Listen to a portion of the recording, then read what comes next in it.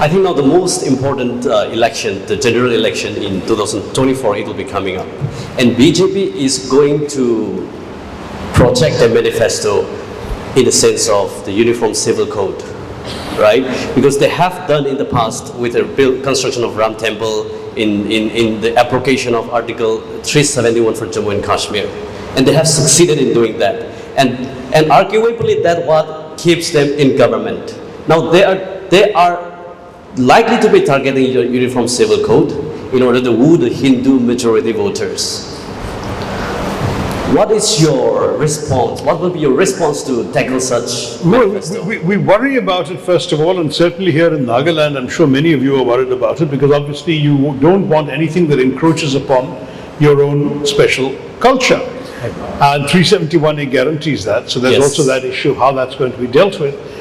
Part of the issue is that no one knows exactly what the Uniform Civil Code would consist of. My own guesswork is that they are not entirely sure themselves. There has been some talk in Uttarakhand that they're going to try and float a Uniform Civil Code. Uttarakhand has got very few minorities, and I don't think that it's more than gesture politics. But still, it will be interesting to see what exactly the components of a Uniform Civil Code will be, what will be in, what will be out. Right. Remember that the personal laws of many communities only deal with marriage, inheritance, and divorce. And of course, with tribal customs and culture, which is protected under the special section as well. So what are they planning to abolish? We don't know yet. Yes. See, the interesting thing about this whole business is we're discussing an issue in the abstract. In the abstract, I can also say, yes, a Uniform Civil Code is a desirable idea.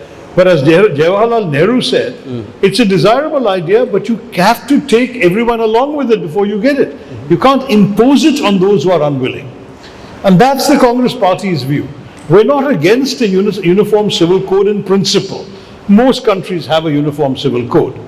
But how does it work in practice depends on the fine point of the details, which no one has seen.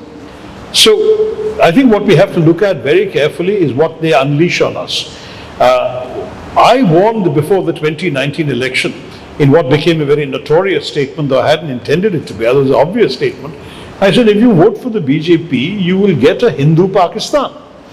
By which I meant a Hindu version or a Hindutva version of what Pakistan has become, which is an intolerant state in which the Islamic majority essentially makes life impossible for everybody else.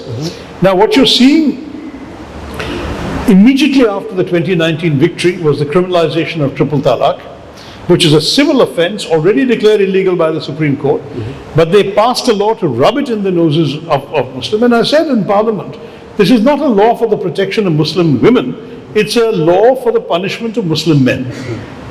If the crime is that you are abandoning your wife without taking responsibility for her welfare, are Muslims the only ones who have done this? But they're the only ones who attract criminal punishment for abandoning their wives without taking responsibility. Any other faith, it's only a civil offense.